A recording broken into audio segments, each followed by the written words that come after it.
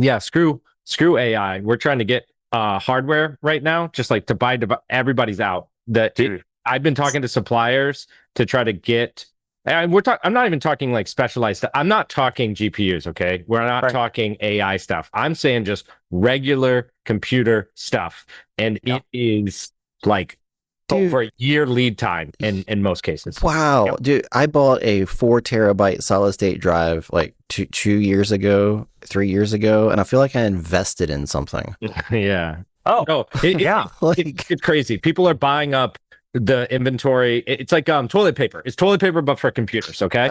Because they're afraid, and that they won't be able to do whatever it is they do in their business. It doesn't have to be AI. Just they might need computers for this, so they buy as many as they I can. need 400 Lenovo laptops for my new hires or whatever. Yeah, and everyone's already supply constrained, and so now it's just really gotten. All right, Ralph's we're about to go server rack live. over there is worth a whole house now. I know, right? Just in RAM alone. Yes, I mean, it's appreciating. Too bad that it's so hard to stand up a chip fab. I mean, we only need like $5 billion or something. That's it. Come on. Ask John. He'll rubber stamp OpenAI that. was just going to magically do it overnight. That's right? right. I We learned. are going live on YouTube. We're going live. I was reading about like what the actual problem is. So TMSC, right, is like the number one manufacturer of chips in the world, right? Mhm. And they produce 70% of all of the chip manufacturing in the world. So like they're not they are the market, right? Right. But the problem is that historically, when you make chips, right, the packaging part is where you take the actual like chip and then put it on, like the processor board that's going to connect to your motherboard, right? That's called packaging, right? But the new kind of chips with the HBSs have a special kind of packaging that happens. This is your really fast memory. This is the stuff that AI loves, right? And instead of putting the memory on obviously the main board and then trying to go between the board and the processor, they put the memory on right next to the chip, and they use a special packaging process that connects tons and tons of cable, or essentially wires, to the memory. And it's this packaging process. TMSC is the only one who does it, and it's like the whole thing. It's like they run the whole industry on it. So my point with all of this is to make this kind of chip, or to compete with this, or to produce this fab, is really difficult. In fact, the United States is getting 2 of those packaging facilities in Arizona, but they won't be online for another couple of years. Yeah, because it's hard to build that stuff. Yep. There's a company that I follow, Semi-Analysis, that does a whole bunch of like chip, market analysis, and they wrote a bunch about the shortages and why they're happening and why it's hard to make a chip fab. And I learned like the only chips like still made in the U.S. go in like Texas Instrument calculators. Yeah, exactly. So the other thing is the manufacturing process to produce these. They're actually made by, I think it's the machine that makes them. Yeah, it's made by like a Norwegian company. Dutch I or could be wrong on the country there. Sorry. No, you're right. Is it Norwegian or is it the Netherlands? It's Netherlands. But it's just one company. There's just one that makes AMSL or something like that. Yeah. John's gone down the deep end on that place, and then he made me go down the deep end, and now I'm like shooting lasers at like pieces of copper. And the next thing you know, you're like realize how fragile this all is, and you're the one who's hoarding all the toilet paper. Is that what you're saying? Exactly. Exactly. Yes. But those lasers, the whole point of that is to make those connections. There's so many connections that it has to make. That's why it's using this different process. And the reason why TMSC is the number one manufacturer of chips in the world is because they figured out how to do one thing that no one else could do, which was make money at that actual thing, right? It's like the so they profit. Okay, that's interesting. So like we can make the same 2 nanometer chips in a fab in the US, but none of those fabs actually make profit. They're not profitable. It's kind of like today's costs, but soon. soon, right? What if you just made me some like 2020 chips? All right, like I'll accept that. Like, that's the problem. Because think about it this way. The materials to make those chips are the same whether they're the most advanced chip or the old one from 5 years ago. Well, guess what? All the materials are going for the brand new fastest thing, not the the most So anyways, very fun.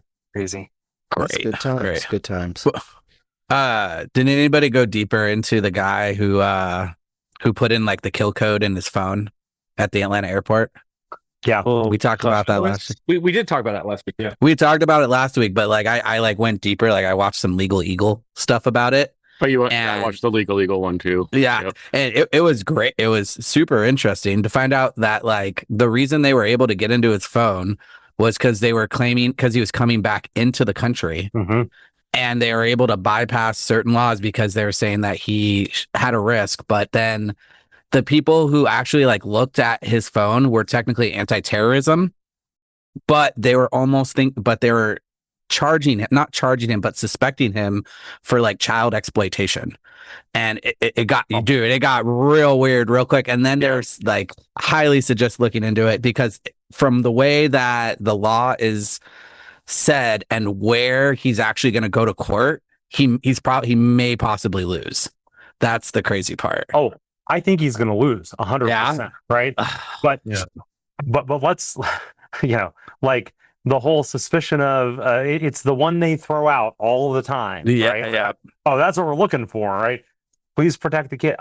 All about it. Right. But like receipts, please. Right. Because, like if you're going to charge them over that, right? Like bring some receipts. Up to that point, that's the first I'd heard of that. Up to that point, it had all been, the Stop Cop City protesting. Then it's crazy that's like where it all originated from was just that single thing, dude.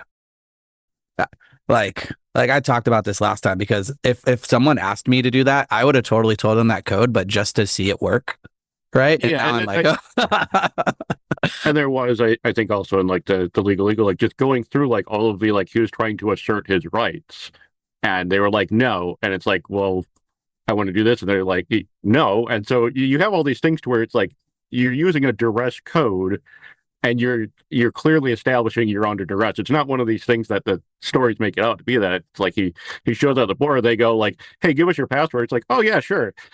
Let me give you this false password that erases everything. It's like, no, this is clearly going sideways in a hurry. I've tried to exerting my rights. Like, hey, I'm just going to point at this lawyer's card right here. Yeah. If you have any questions, talk to them. And they're like, no, not having any of it. So it's like, yeah, you're under duress.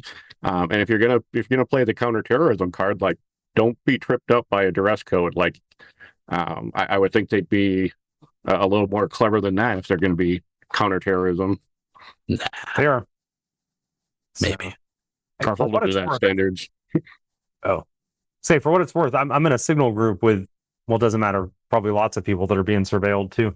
But one of these guys that I work with that's in that group lives in Germany, but is in and out of the States pretty regularly.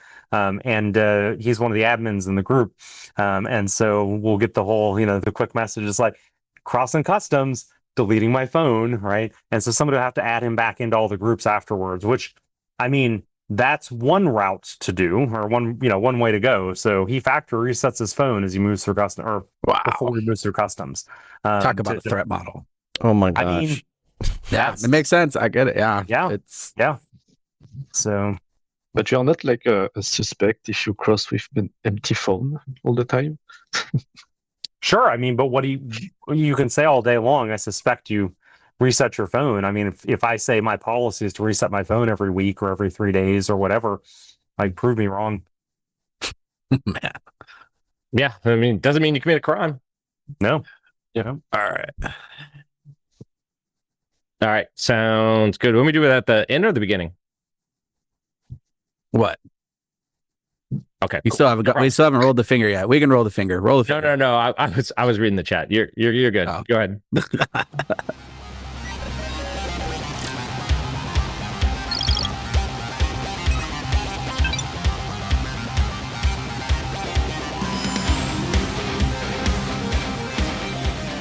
Welcome to Black Hills Information Security, talking about the news. I'm your host today, Ralph May, and I am joined by illustrious cast of characters.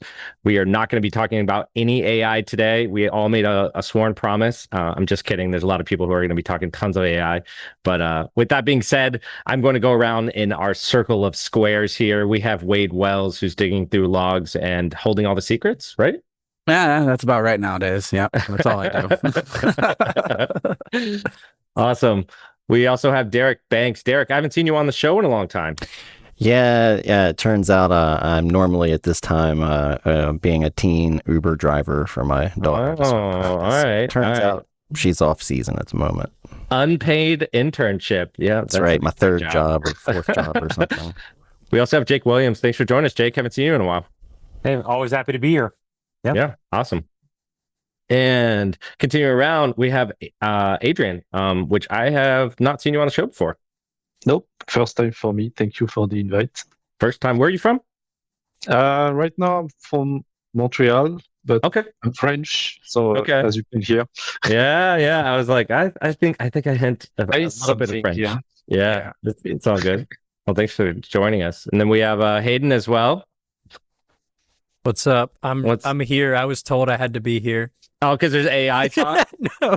He was told he's here so he doesn't get fined. You know, we need a blue teamer on the panel. Get him in there. Yes. And what am I? Am I chopped liver now, dude? Like, oh my gosh. And last but not least, Alex. Thank you for joining us.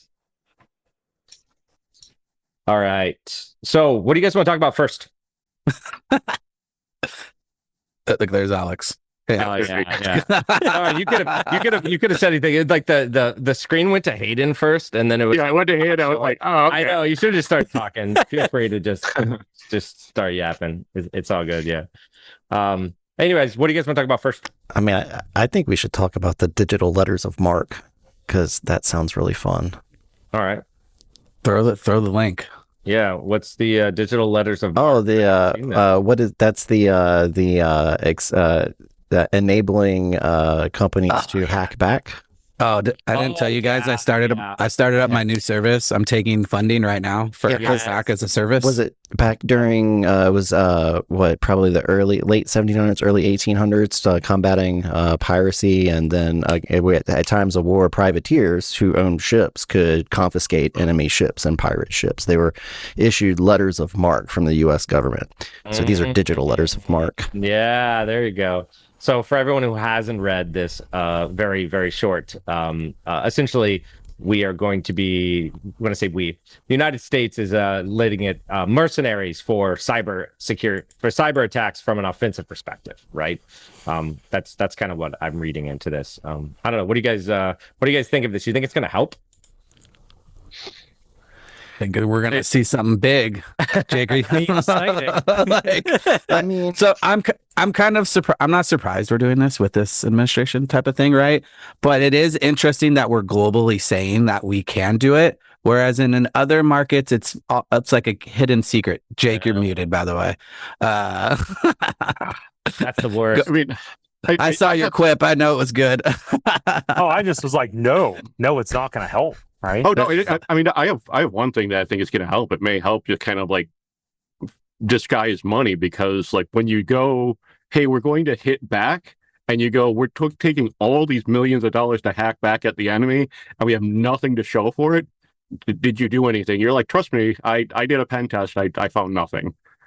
We hit them back. Like we had a whole cyber command go after them, and we had tried, and that'll be $80 trillion, please. I got Claude Pro 100X, and I swear I found nothing. They're gonna throw it, they'll throw it through an AI prompt, be like, please hack foreign country, thank you, and it'll generate what it can, and I'm wondering if this will create a spike in blue team jobs in the black market.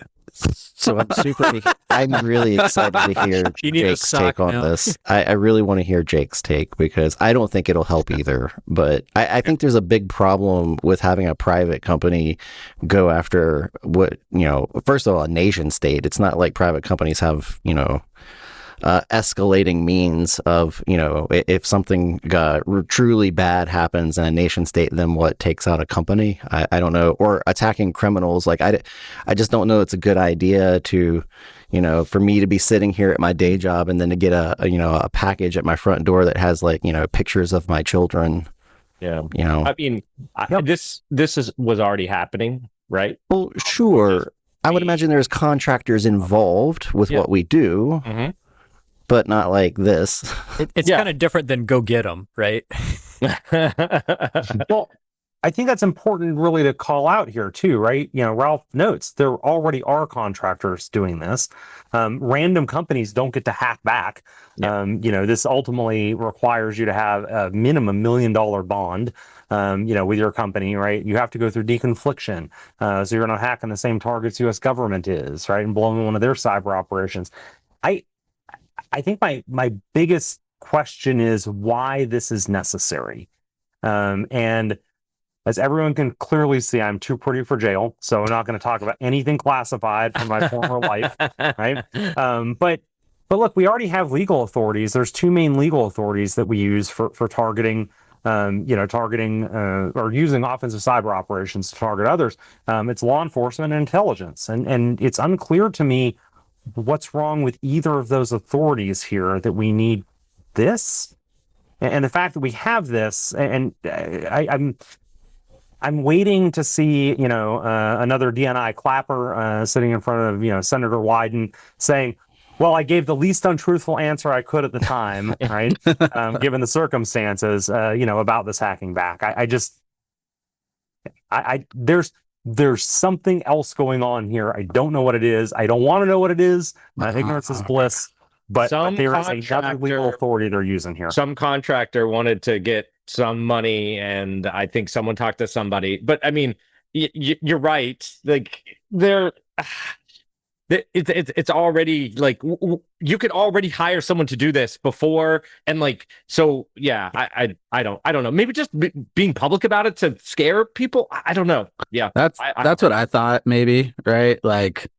Technically, get you. Can we argue that like Russia already does this, right? Oh yeah, like ransomware operators, right? Like in many countries, they don't even get like the choice. It's not like, hey, would you like to get paid money? They're like, no, you're doing this, right? Like, do you want to live, right? Or do you want, or you want your family to live? Yeah, exactly. I mean, yeah, you can press your, the pressure however you want, right? So, yeah, I mean that's the North Korean model, right? Yeah. Dude. You want your family to live, right? In the next 3 generations, right? Yeah. So, yeah, I mean, but again, other countries are already doing this. We're already doing this, right? With contractors. The thing that's separate here, and again, like, there's just no reason you wouldn't contract them into one of the intelligence agencies or one of the law enforcement agencies that's already conducting offensive cyber, unless there's a classified annex somewhere, right? To this executive order, this national security memorandum, policy memorandum that says, here's our creative reading of the law, and here's what this allows, that contracting them directly to an agency doesn't. I bet the money in my pocket on it right now. My bet is it's definitely about money, period. Somewhere somebody's getting rich. Yep. Right? It's just not going to be me. Well, that's generally the answer for most things, isn't it? I know. Come on. I just think they're going to just start pointing mythos at things, right? Like the same thing. and at least it wasn't, an AI story, or was it? Maybe this is why the AIs are not getting Computer Fraud and Abuse Act. That's an interesting angle. Just like, hey, ChatGPT, if you want to let one of them out, but like over there, like, okay. Here's the legal document saying we can do it. We got them right. at Pond. Oh, sure. What is it? Speaking of AI, we'll go to a soft AI article, and this one's actually kind of interesting in the sense of the first U.S. city to use AI for 911 calls, New Orleans, right? What do you guys think about this? From not moving to New Orleans? Yeah, well, you're absolutely right. A bullet wound can be lethal. Let me redirect you. Yes, you were right to push back. Sending drone now. Yes.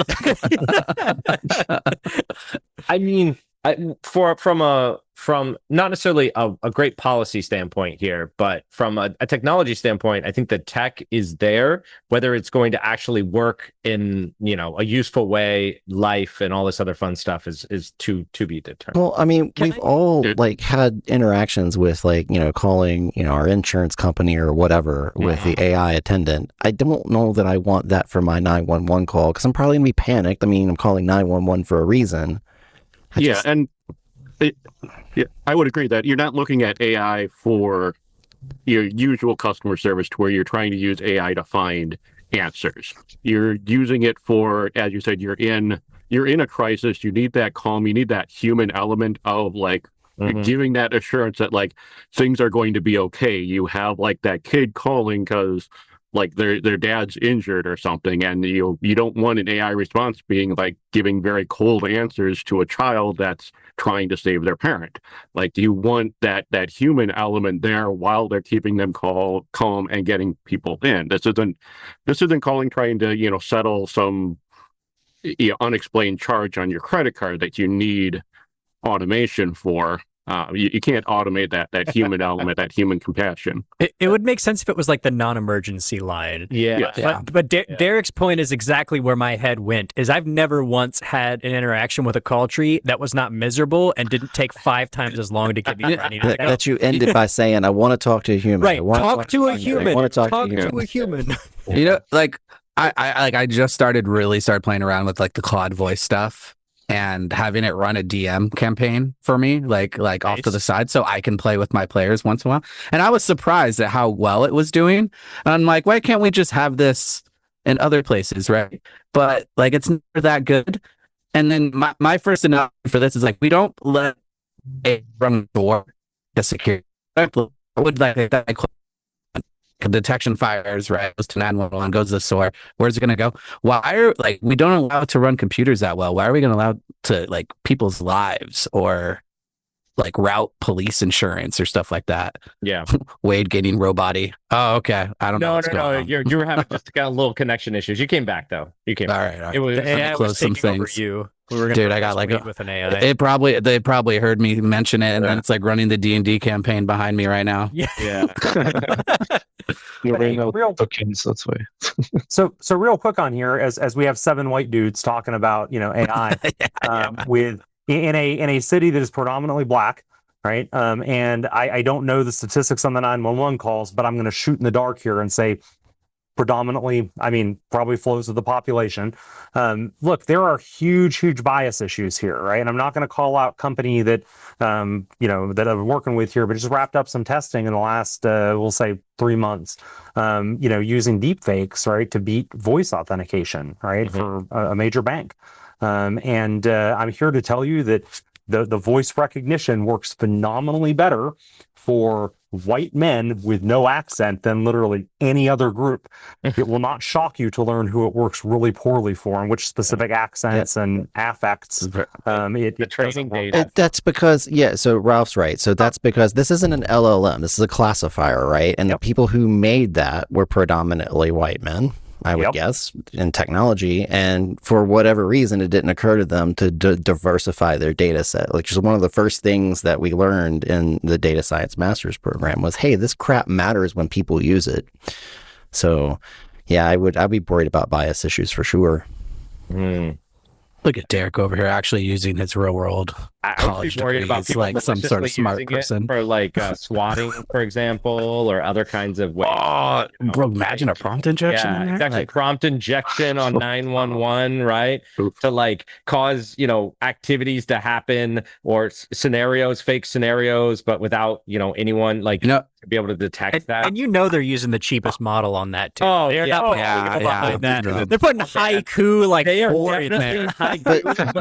There's like to Jake's point, it's not an LLM, which is right? like before that. it's probably not even an LLM. It's probably a transformer, right? But it's probably not even an LLM. So and when it's trained, it's to your point, it's probably to the lowest bidder. It's probably some crappy model. But once it generates the text, right, something's going to reason across that text. I mean, typically the way these work in the back end is there's a classifier, to your point, that's generating, turning the voice into text that we act on. And it's going to be an LLM almost certainly acting there. What I was thinking is, imagine when they run out of token budget in the middle of a natural disaster or something, their cost spikes, right? And guard duty is like, no, right? So they can't auto scale anymore.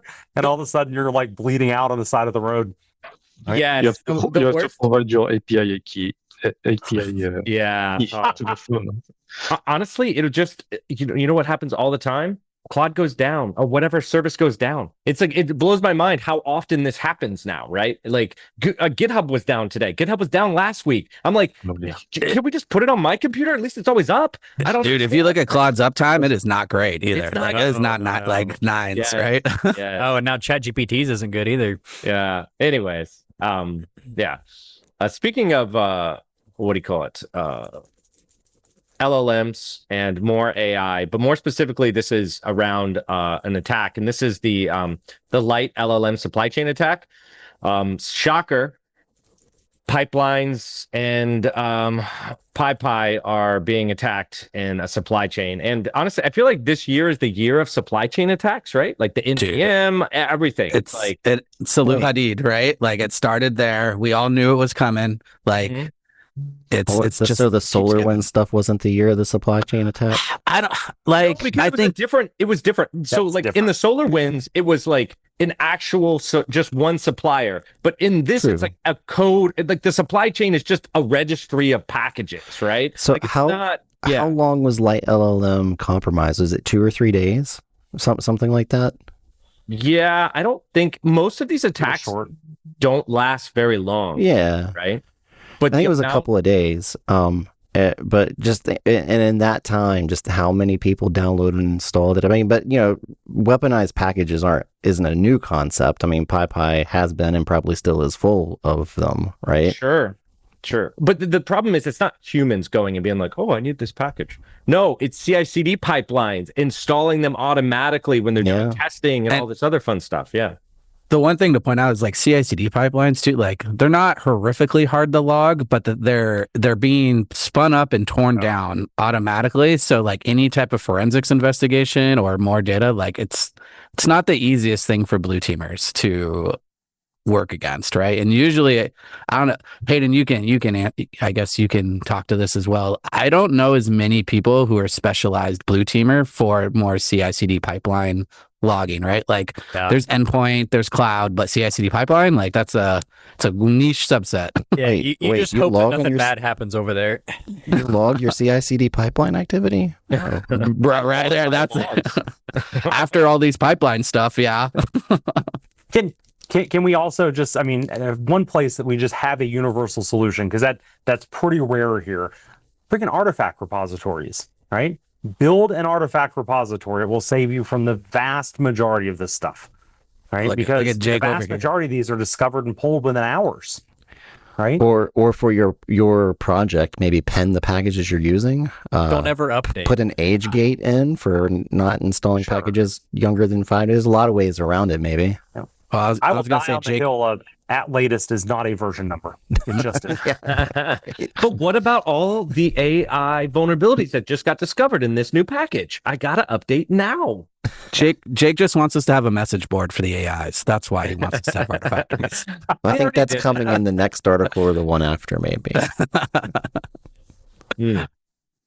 So, anyways, definitely still I think we're gonna continue to see this. I think the world of AI makes this more common, if that Oh yeah, I don't think this is going anywhere. Yeah, for sure. Yeah, what else do we got here? Anyone else got an article they want to jump into? I think this one is kind of crazy. Did you see the Chris Hansen one? No, throw it in I chat. don't think so. I'll throw it in Discord. So I literally just saw this one. So Chris Hansen was live at CrimeCon doing a safety demo, and he got banned from Roblox live. So his account was banned live on stage at CrimeCon while he and a YouTuber demonstrated how strangers can approach users through the platform.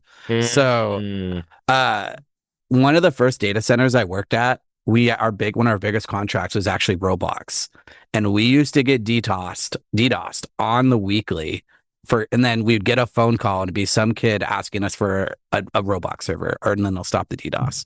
But the amount of crime stuff that goes around with Roblox is just like insane. I don't know. What do you think?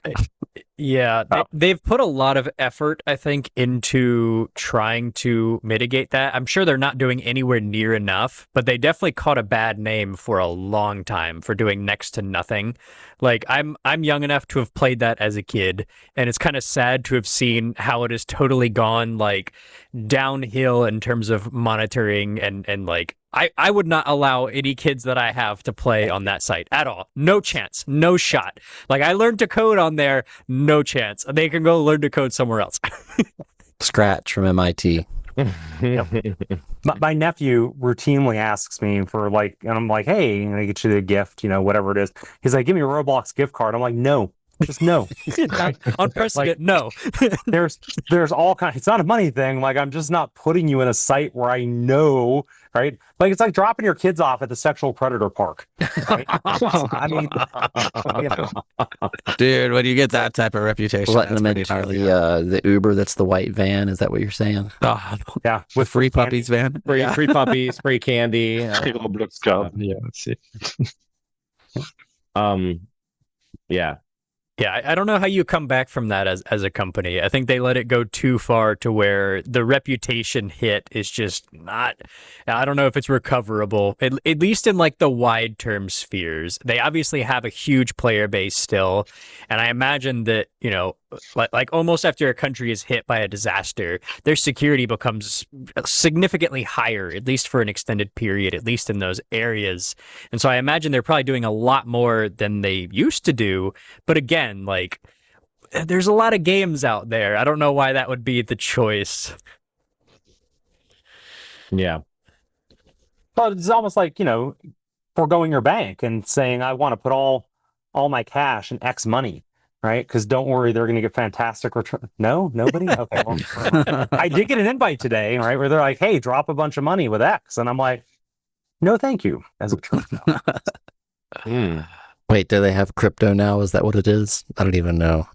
So they're doing some really aggressive investments, right? And say that they can cover you up to, I believe, $10 million is the number for FDIC protection by spreading your money out across a bunch of different banks, right? Each of which has, and they're handling that automatically in the background. Their rate of returns have like sparked several or claimed rate of return, right? Because they are investment accounts at that point, right? It sparked some congressional inquiry, right? In a Congress that isn't doing a lot of inquiry. So, yeah.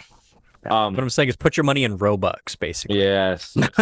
That's probably a better investment, right? It's better than the ruble. Free candy. I want us today to go back in time. I have a very quick article, which is not AI, and it is the Microsoft SharePoint has been attacked. Right, I feel like I'm back in a time machine. So this is like 3 years ago. Bypass for SharePoint, which I feel like 4 or 5 years ago. I mean, this was the thing, right? Like this is what we were talking about. It's still a thing. But not online, only on the self-hosted instances, which was always kind of the thing, right? I feel like Microsoft like pays for these almost so that they'll get you to get the online version of SharePoint, right? So you it's a migration strategy. Yeah, so that's definitely a tactic. Is this on-prem SharePoint? Yes, on-prem SharePoint. Yeah. Okay. Exactly. Which I think that they've literally just left to like rot in time. Right? Like, yeah. They don't. Exchange too. What's up? Yeah. No, Exchange too. Yeah. All of them. If you have on-prem Exchange, it's like going back in know, time, right? I just ran into the first customer I've seen in a very, very long time that had external Exchange, and I was like, "Oh crap! I haven't seen this in long enough. I got to go remember what to do." There's probably plenty of options. Is the good thing. Yeah, it worked out, but still, like, yes, I hadn't seen it in a hot minute. Hacked them, yeah. So I just kind of felt like we'd go back in time and talk about when SharePoint and Exchange vulnerabilities used to be the only thing we got to talk about. What is old is new again. It was the cloud, and then packages, and then edge devices, now the supply chain, but none of that other stuff really went away. So it's really the year of all this stuff. Mm-hmm. Yep. All right, so there's one that Jake said that he really wanted to do that I think it's going to be really fun. What you got? Oh, the irregular one? Yeah. Yeah, right? So, yeah, do you want me to grab the link? Yeah, I got it in front of me if you don't. Okay. Yeah, because that you're in the green room, you were actually telling me something I didn't know about this. So this is great. This is like the story that keeps on giving. Yeah. Yeah. So these yahoos, right? They are basically talking about, well, first off, backing up here, who is a regular? They are basically what Meta and OpenAI, I think definitely Anthropic, contracted with, right, to go and ultimately secure their agents during testing, to create these sandboxes. And of course, a regular is like, we had some miscommunication, but then also, by the way, we're going to start doing security practices, right? Things like monitoring logs. It's wild to me the number of reporters who are just like uncritically parroting, what they're putting in, because they talk about like logging and monitoring. They're like, I'm literally quoting here, log monitoring for model evaluations requires improved tools because attacks occurred in fewer than 1 in 10,000 advanced simulations, and even then hundreds of turns in. And I'm like, that's What? security logging. Like, that's no different than what we, like, who among us is like, oh, you know what? Our logs consistently show threat actors. No, that's just how security logs work. These guys are negligent to the nth, man. I don't even know where to go with this. Yeah. So these guys were getting hired to help secure frontier security or frontier models. Is that their like main job, their main thing? They were building the sandboxes to do the evaluations. So they own the Artifactory. Sure. Yeah. You know what? Yeah, absolutely. Right. Like one of them, they actually talk about, where they're like, oh, hey, one of the things that happened that led to this is we picked a company name that we thought was fictitious for one of the simulations. It turns out it's not fictitious. There was a name collision, and that's why our agents went out and hacked this real company. They're like, God, like literally spell out negligence one character at a time. Like, your lawyers are saying, shut up, shut up, shut up. Right? So maybe it's going to come in the future, but I still don't quite understand. Like if you take, the model out, LLM did this, model did that, and you put in my name, Derek Banks did, hacked the package repository, spread laterally, and went and hacked a third-party company, I'd be going to jail. Right. So I guess I don't understand why there's no talk. Like I don't see any talk of like responsibility or like repercussions. Like, I mean, wouldn't, if it was a person and not a large language model, wouldn't that be the case? I feel like I'm missing something. Money. Maybe AIs are about to get citizenship, just like corporations. What I'm getting at is the people that Jake's taxes? talking about. Like, there's a level of responsibility here. Like, it doesn't matter that the entity that did the hacking isn't a person. It still happened, and there should be some repercussions for it. I'm not saying anybody needs to go to jail, but I mean, there needs to be something that, because if a person did it, it would be a very big problem. Right. Is it then this, I think in this one, if this company was the one who built the network, right? So they built it insecurely. Should it be their fault or should it be the person prompting? I'm not sure I know the answer. Maybe that's why I have no clue either, right? By law enforcement. Yeah, and maybe we just ask it. We're seeing all the labs now almost like trying to compete, just to say like, no, our model is also good. It hacked these other companies. Like, oh no, me too. Don't worry. Well, yeah, we also Anthropic went back and it's like, oh yeah, we did it too, and then the other chimed in, oh, well, us too, right? Gemini's like, no, don't ignore us. We hacked somebody. I promise. Well, hey, I was gonna say, any of the frontier companies watching this, if you want someone to actually come make a sandbox and monitor and log it, I'm sure any number of security companies represented on this panel would be happy to help. I mean, come on. In fact, I released a framework much earlier than I planned to. I planned to do it at Unprompted this year in the late fall, but I released a framework. I dropped it in chat, Custody, specifically to deal with this problem, right? Of trying to keep agents in, agents and networks. But because we've spent, be real, we've spent decades trying to keep the threat actor out of the network, not trying to keep us agents that we have running, right? Oh, egress filtering. Oh, right. I know, not rocket science here, right? But it turns out, obviously we're not doing well at it. Look, if the frontier labs are hiring this work out, it's because they know how hard it is, and they're trying to outsource that work and possibly some of the liability with it. if the frontier labs know that they can't do this successfully, and the people that they're hiring are sucking at it too, your odds of success, I'm not saying that they're zero, but they're not great. Oh man, Great. I don't even know what to say. I don't either. Did anybody read Robopocalypse?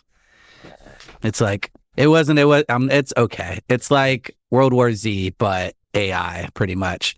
But the way that they successfully trap an AI, and it's like in a sandbox, and then it uses like the whole like able to read sound in order to get out and program something so it escapes. That whole thing. That's what I imagine that eventually we'll get to. It's like, yeah, you should have put it in a black box with no windows like you do your SOC analyst. So right? apparently, the way that these things are being trained, like they're essentially training it to be creative, and it kind of it kind of made me chuckle when they said we trained it and it's good at cheating, like it'll try and go cheat. I was like, yeah, you created a hacker, right? There's no cheating in hacking. It went and did something in a different way than you thought it would do. Like you basically made a model that would go hack, and then they had swarms of these things that were leaving messages for each other on a message board, so they like learned as they went.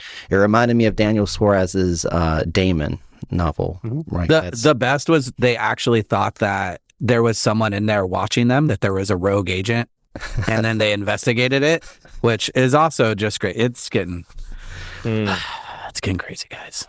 The good news is this is great job security. Seriously, if anybody watching this is like, I don't know how I'm going to get a job, the entry-level jobs, AI is killing a lot of those, and entry-level security work, incident response, man. Learn incident response, learn how to investigate logs, and learn how agents work, because there is going to be a lot of that work, and there are things that people love to ask for discounts on. Incident response is not one of them. Yeah, that's great advice, and security architecture too, right? Oh, yeah. Because we did a podcast episode on the AI SecOps podcast where we went through each one of these steps and talked about like how would you detect and defend again, like detect and prevent this from happening. And shocker, all the technology exists. Like irregular is wrong. This is no different than any other security and monitoring situation. Like everything you could have done exists already. It should have been done.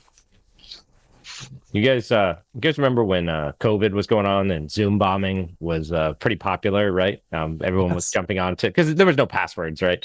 But so now we've got a new fun one, and this one is AI related, and they're coined it Zoom's Day, which is kind of clever, right? So according to the researcher, they used a standard AI model, probably Claude, and found a RCE with the annotate. Right, the annotate function inside of Zoom. It was all the way down the rabbit hole here, compromising the actual device, right, from just the annotate feature inside of Zoom. So maybe Zoom should be using AI to check their code. I don't know. Oh, dude, that's really cool. I didn't read this one. That reminds me of that like Razor mouse vulnerability where you would install the Razor driver, but you could hit enter and like go to a command line as an administrator, and that's really cool. That's amazing. It went that long without someone finding that. Yeah, I think that's the most interesting part. Not that AI found it. That's actually not that interesting anymore. It's that no one else noticed this, right? Or they did and they were using it and they're all like, exactly.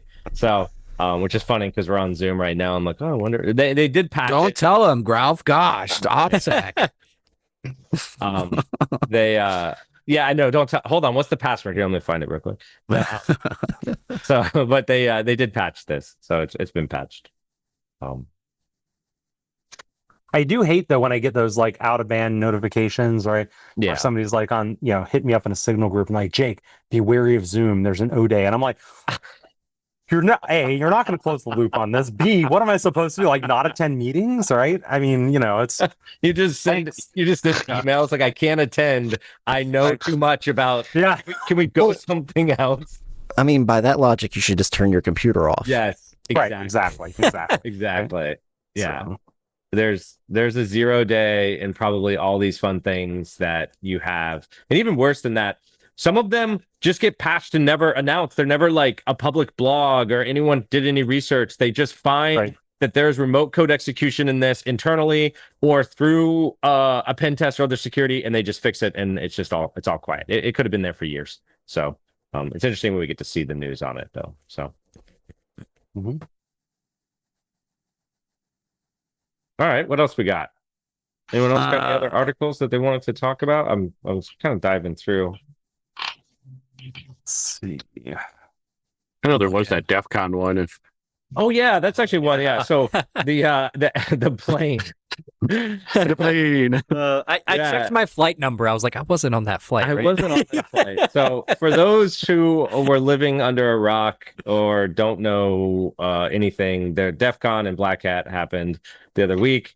And as you can imagine, a lot of people had to fly there. They probably don't all drive. And there was a Delta flight going from Las Vegas to Atlanta. And I guess somebody was messing with the Wi-Fi on the flight, and they had a whole thing. I think we'll call it the audio from the pilot was on there. It's like, we're just coming back from with a bunch of so it was the in-flight messaging system between the pilots and the tower. Okay. I vaguely remember pilot stuff, but a lot of times that's used in order to get like sports scores live. Sometimes only the important stuff, right? Only the important stuff. So yeah, but they also it was first picked up by like somebody that watches this. I want to say it's the AWACS system, but I know that's wrong. But there was the messages. They only saw like, I think it was Turbine Traveler that first saw the messages. ACARS, there we go, not AWACS, ACARS system. And they were monitoring that, and they were only seeing like one side of the messages, so they could only see what was sent from the pilot, but not what was sent back to the pilot. You could infer some things to where they're like, wait, so you want us to turn all the Wi-Fi off or reset the Wi-Fi, or what's going on? Additionally, there were some others that chased down the more legitimate sounding Reddit users, if there is such a thing. I think it was because there are people that were Redditors that were making claims of this, but they went through like their message history and said, yeah, these people were at DEF CON. They did post on these things before this incident. So they're likely not making up the fact that they were at DEF CON and on this flight. Delta said that there was no hack of any Delta system, including the aircraft's in-flight Wi-Fi. So it was just evil. Yeah, twin. but Like, they probably had a flipper, and they freaking were DFing, or not DFing, but kicking people off, de-authing. Thank you, people on the plane, and yeah. Did you see DEF CON's response though? Because there was one thing that was excellent about DEF CON's response to it. Maybe it wasn't, but DEF CON did say like, oh, even though like this attack has been around since 1997, and it's like, yeah, get that hacker, like all about on the like way to use a 30-year-old hack. Yeah. So does that mean the pilot has to hack back the guy that was? Does that work? we stored AI on every single airplane to hack back in case anyone attacks. Oh, yes, exactly. Cutting edge technology. Wi-Fi works. Who on the call that was old enough to remember Chris Roberts? Is that the person who plugged into the that was what, 2015 or 2016? 2015. Yeah, I remember John Strand saying, if any of you like people that work for me do that, you're fired. I was like, why would I plug into the plane? Like, that sounds terrible. All right. Well, Jake, tell the story, because I'm pretty sure I don't. But So that makes us the old guys. Yeah, because circa 2015, he tweeted literally from in flight saying, I'm going to make the plane fly sideways. I've got control of the engines. I've plugged in, what have you. Now, whether or not that's even possible for an in-flight entertainment system or was in 2015, no reason to discuss that specifically, because there's a bunch of conjecture back and forth there. I will tell you what definitely happened, though, is that he was detained when he landed. I was working with several people from his company in a SASOG role at a contractor who the company evaporated overnight because, as I'm sure you can imagine, as that made big news, there's lots of people like, yeah, we're not doing business with this clown.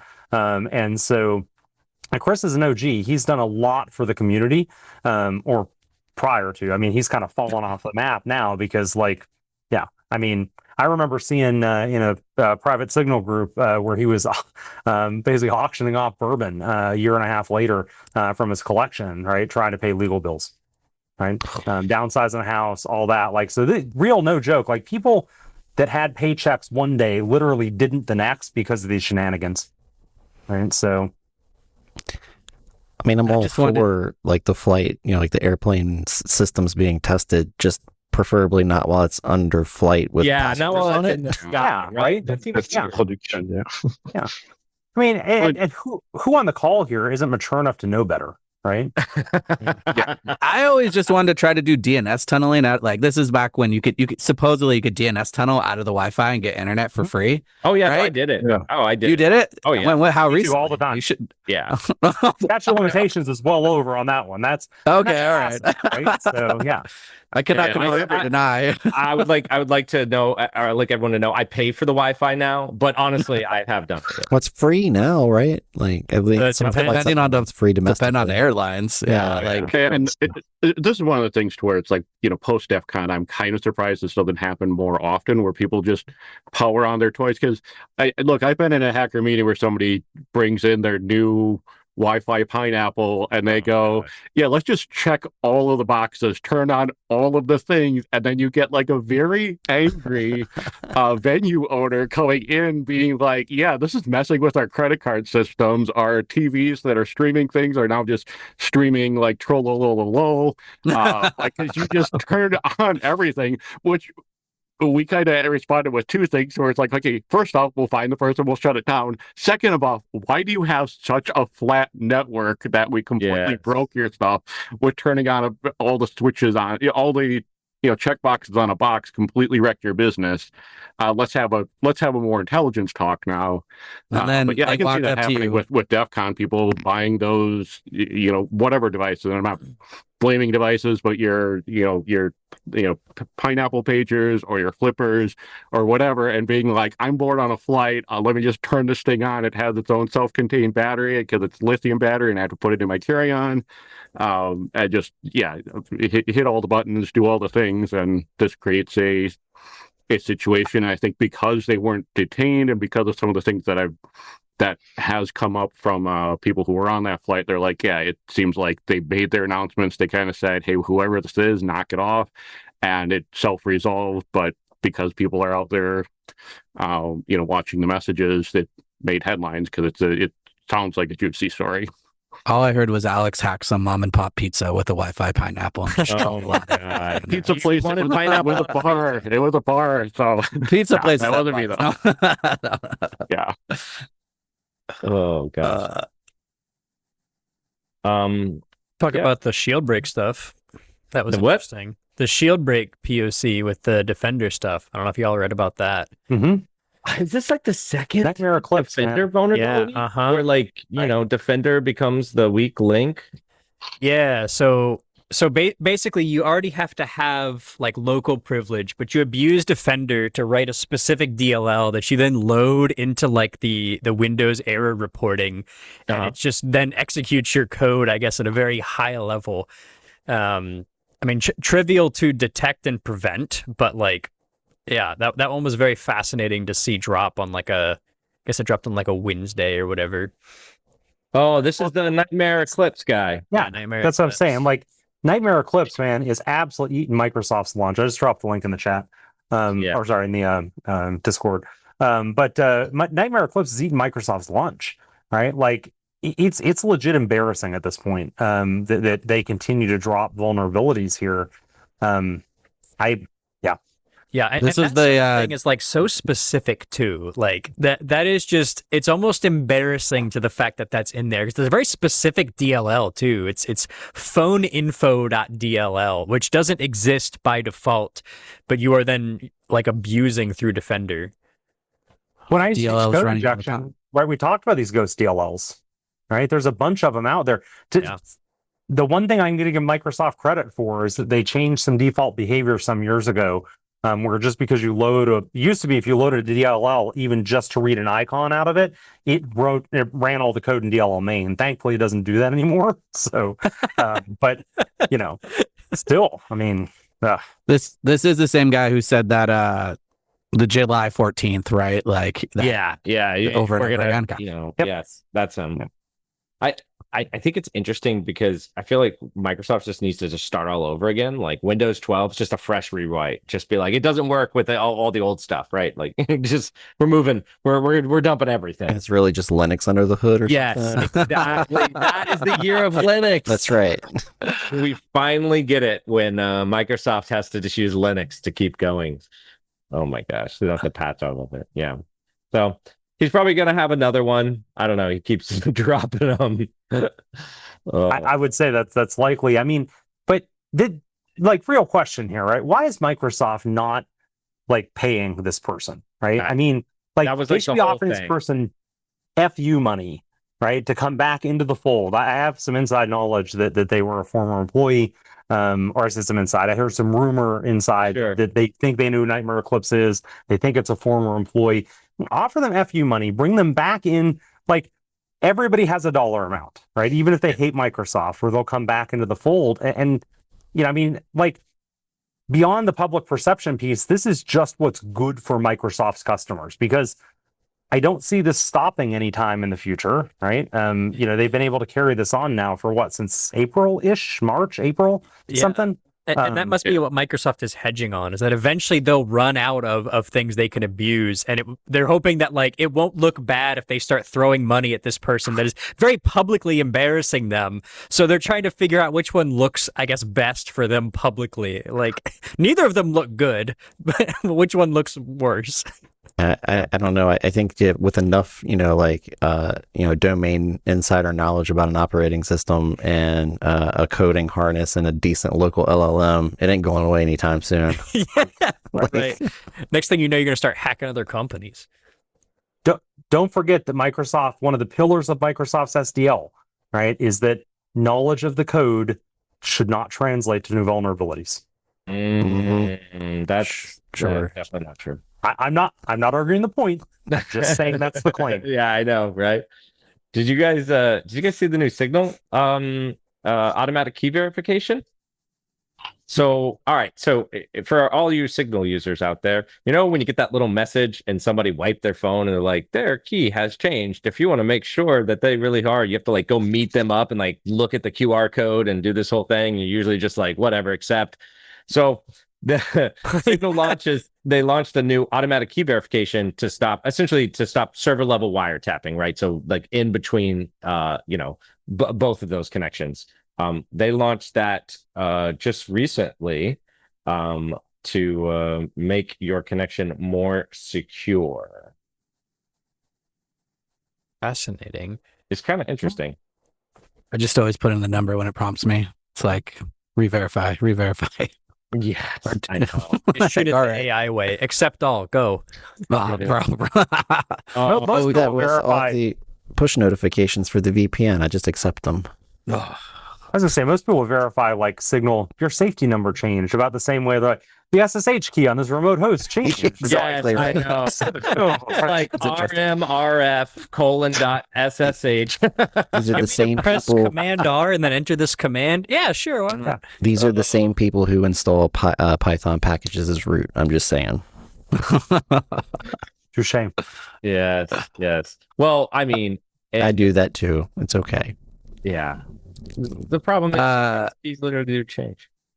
Here, this is an interesting one. The PBS broadcaster loses access to 50 terabytes of data. Oh, yeah. Composed of 70 years of TV. So the crazy part is they did have backups, right? Well, they were using a third-party provider named OSS. But that they was were the paying backup, the though. backup. That was the backup. But then that company went not defunct. a backup.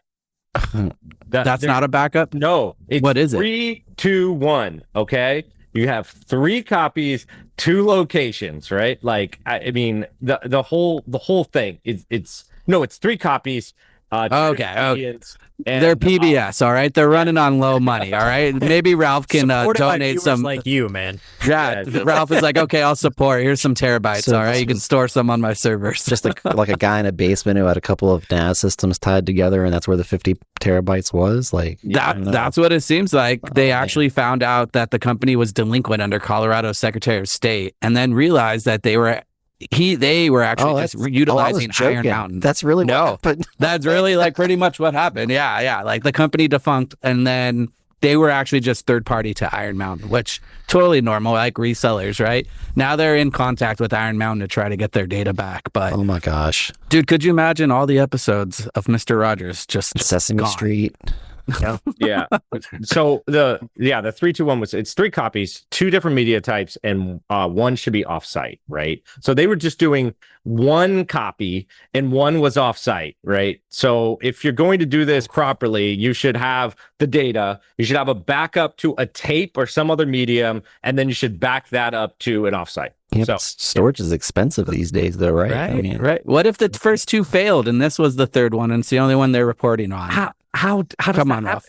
They were I don't know. The tapes got hot and melted or something. Well, Well, of the 2 locations, one of them has to be somebody's Plex, right? Like with all that PBS Yeah. stuff, Yeah. someone's Yeah, got it that was the somewhere. up in internal Plex. laptop. Yeah. So no joke, since we're already, we've already done the Wayback thing here, previously with Chris, Mega Upload. I believe that's Oh. 2013, if I recall. They're I had still 2 around.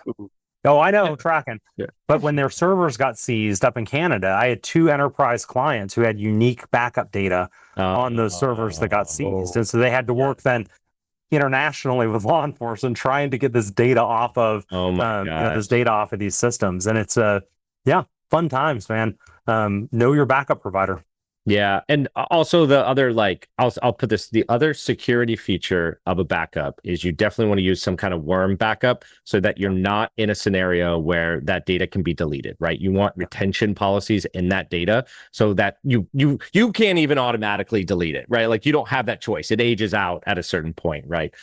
That's your little ransomware fun one there. So, which we don't got as much ransomware anymore. It's all AI.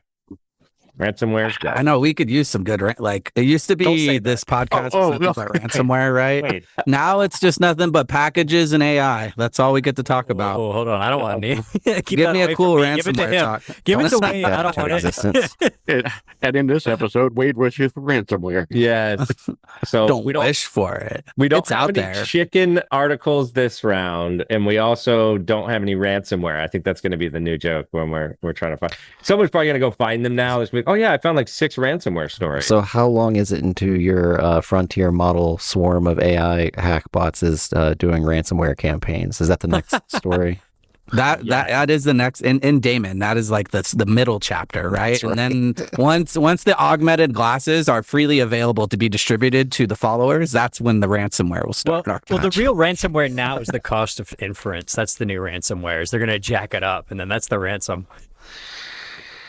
You know what? Kind of like, did you guys hear? I remember like Bezos came out and said like soon you won't own you won't own anything, right? And then like your computers will all just be virtual.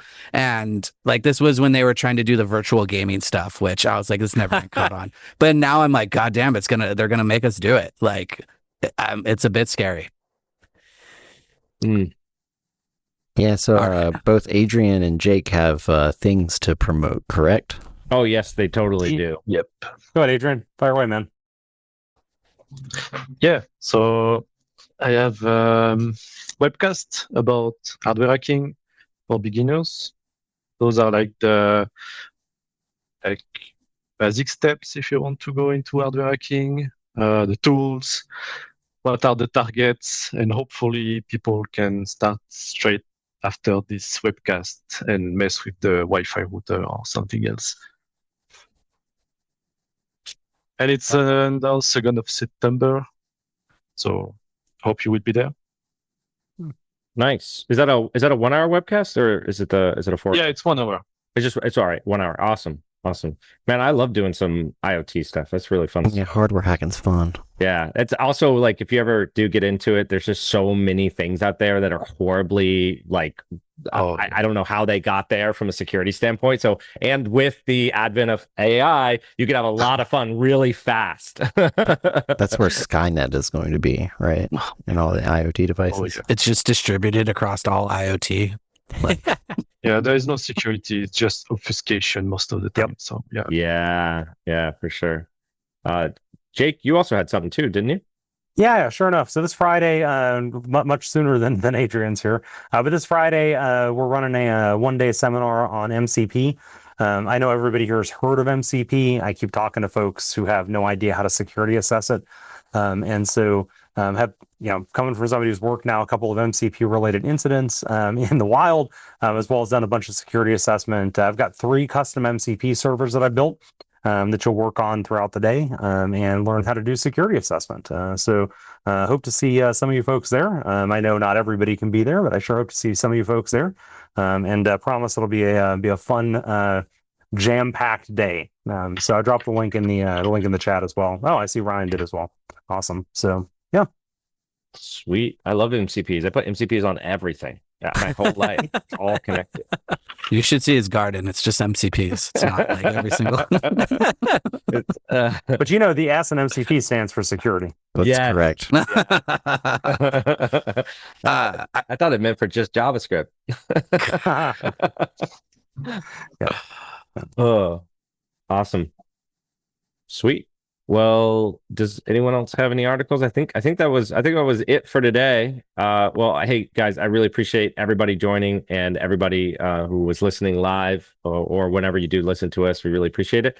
And we will get to see you guys next Monday. All right.